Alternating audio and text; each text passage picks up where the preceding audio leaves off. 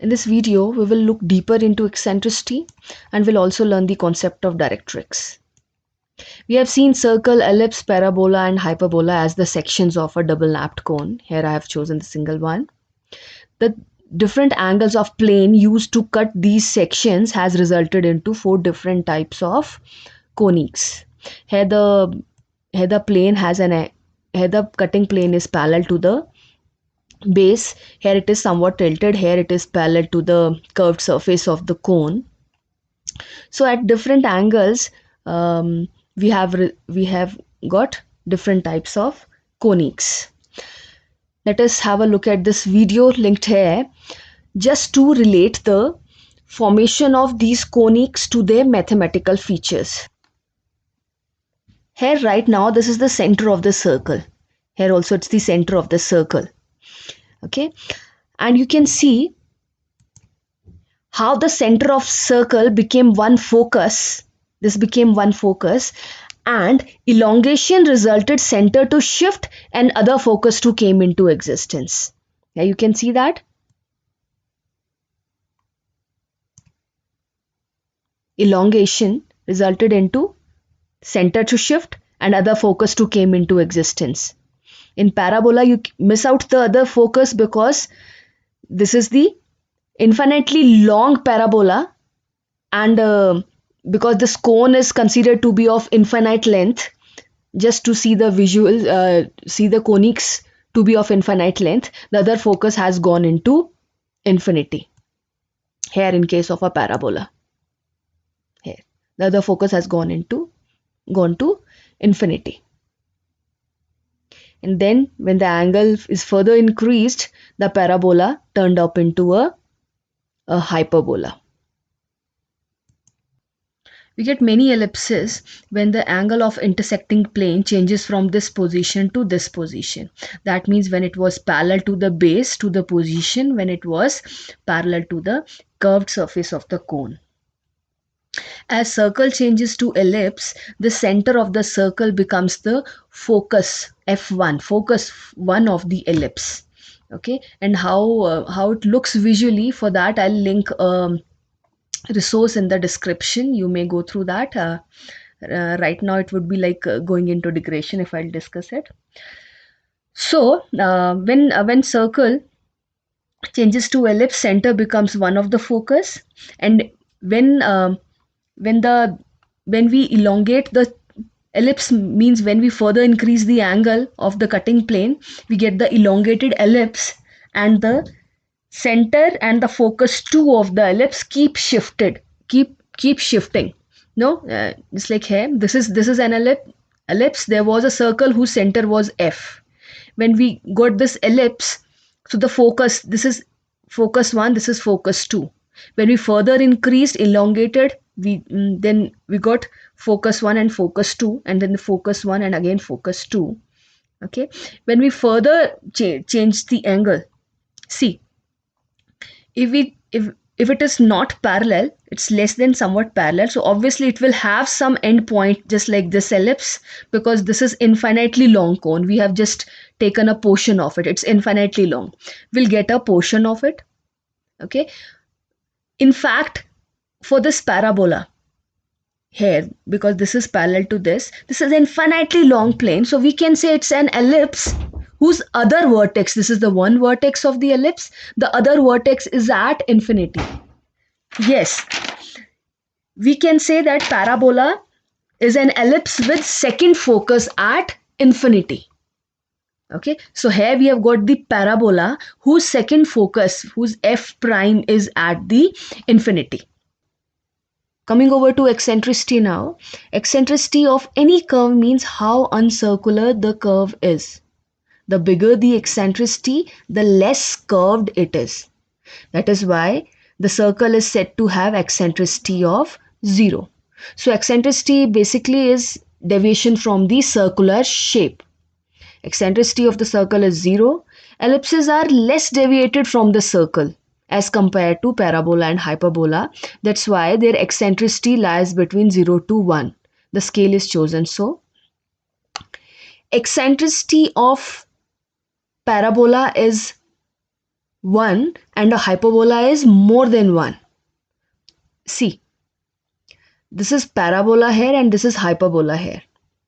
If you see carefully, the parabola is less deviated from circular shape as compared to hyperbola. Here you can see the circular shape. Here the deviation from the circular shape is more. Okay. Now the question is why the eccentricity of parabola is 1. That means why there is one value for eccentricity of parabola and why there are many values for eccentricity of ellipses and hyperbolas. So that can be discussed here. See, if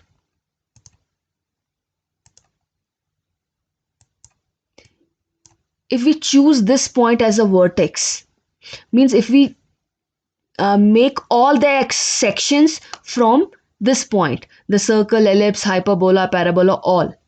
So only one circle is possible at this point, and its eccentricity has one value which is 0 as it is perfect circle. And many ellipses can be made as we change the angle of intersecting plane. Okay, with the same vertex many ellipses can be made. Okay, so that's why the ellipses have the range of eccentricity from between 0 and 1. As the intersecting plane with this vertex becomes parallel to this, the eccentricity, the shape becomes parabola, and there is only one parabola possible because with this vertex we can make one parabola only. Okay, because the angle of the intersecting plane should be same as this, means this must be parallel to this. Okay, there is one position of parallelism, so only one parabola is possible. That's why only one value of eccentricity, and from this point we can generate many hyperbolas, and they have eccentricity ranging above 1 till infinity. Okay, now the scale, how come the eccentricity of a parabola is 1, means why it is taken as 1 only. Okay, so for that, see, for this we have one more definition for eccentricity, ellipses and hyperbola. For ellipses and hyperbola, the formula for eccentricity is E is equals to C over A.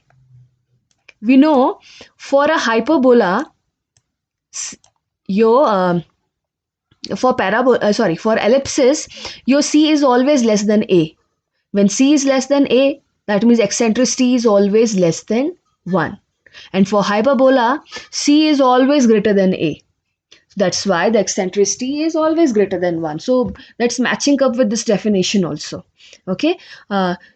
But for parabola, we do not have any center. We have center for ellipse and hyperbola. We do not have any center. So this definition does not have any meaning for parabola. So there is one more way to define eccentricity. Eccentricity is also defined as sine beta over sine alpha, where beta is the angle made by the intersecting plane with the line parallel to the base of the cone. And alpha is the angle made by the curved surface of the cone with the line parallel to the base of the cone. So alpha is fixed for all of these conics. Okay, that's why sin alpha is fixed.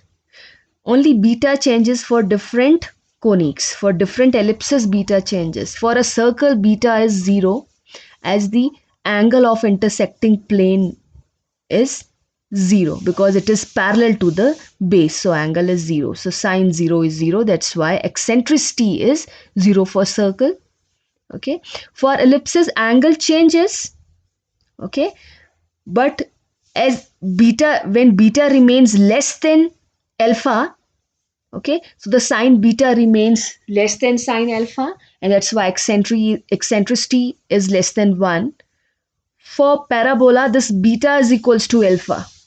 That's why numerator and denominator both are same, and that's why resulting in eccentricity to be equal to 1. For hyperbola, beta becomes greater than alpha. That's why sine beta becomes greater than sine alpha. Okay, you know the sine curve, as the angle increases from 0 to 90, the sine value also increases. So there is one more definition for the um, for the for the eccentricity. As we have discussed eccentricity now, so we got to know that all curves differs in their eccentricity. There's one more way to define coniques or the curves, which uses eccentricity, a fixed point f called focus, and a fixed line called directrix. The line is called directrix, which is a feminine word for director, because this line settles the definition of coniques. It completes the definition of coniques. It's also incorporating parabola along with ellipse and hyperbola.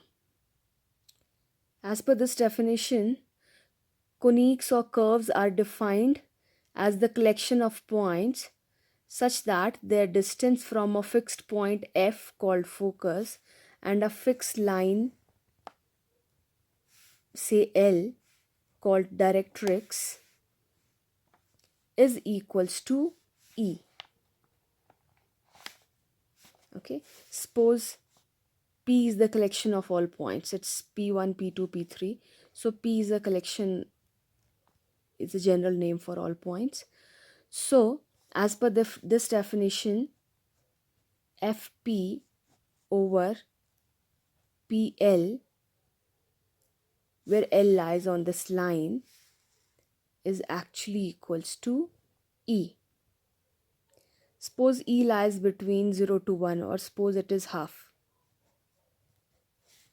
So collection of all points such that FP over PL is a unique type of conic, because FP over PL is half.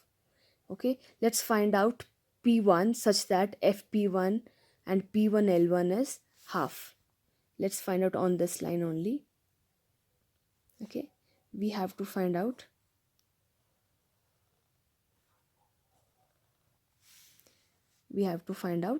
P1 on this such that FP1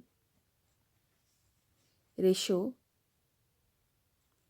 PL1 is equals to 1 ratio 2. What does this mean? If this is L1, so FP1 is 1/3 of FL1. No? So we have to find out 1/3 of it. So that is this. So this is your P1.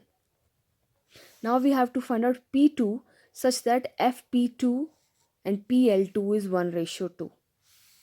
Now suppose somewhat like this. We know this hypotenuse is always greater than this. So if it has increased, means the slant line covers more distance, no?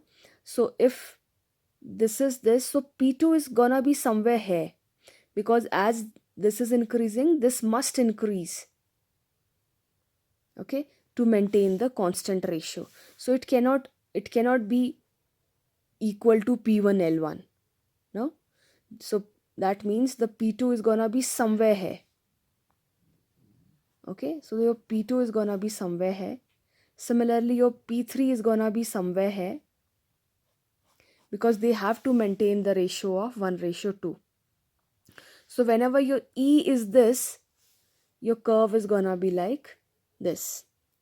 And if this ratio is 5, suppose E is 5, okay, so you can say FP1 ratio PL1 is 5 ratio 1. That means FP1 is 5/6 of this. Okay, so that's gonna be 5/6. Another point again gonna be 5/6.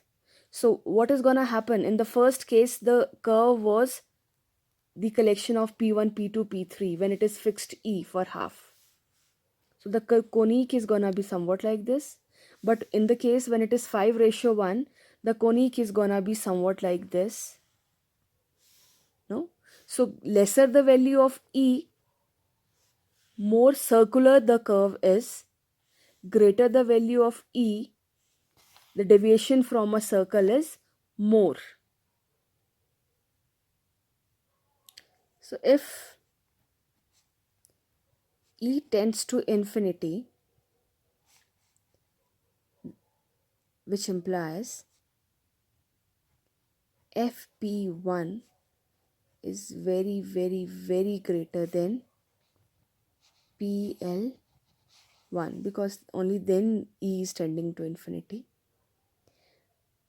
If it is very, very, very greater than PL1, that means the curve almost approaches the line.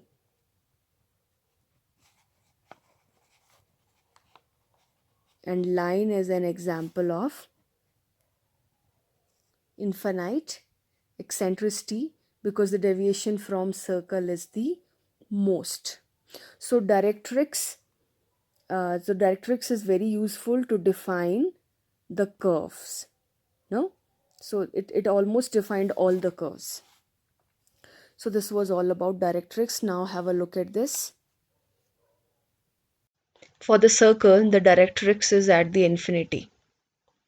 But as the curve deviates from the circle, with continuous deviation, the curve approaches the line.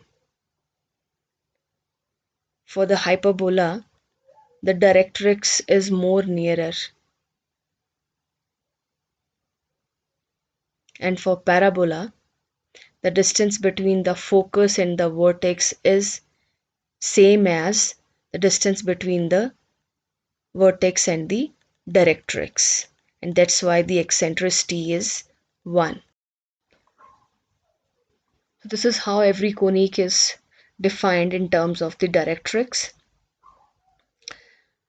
So when the ratio of distance from focus and directrix is less than 1, then the curves are ellipses. When it is when it is exactly 1, then it is parabola. When it is greater than 1 till infinity, then it is hyperbola. That's all for this video. Thank you.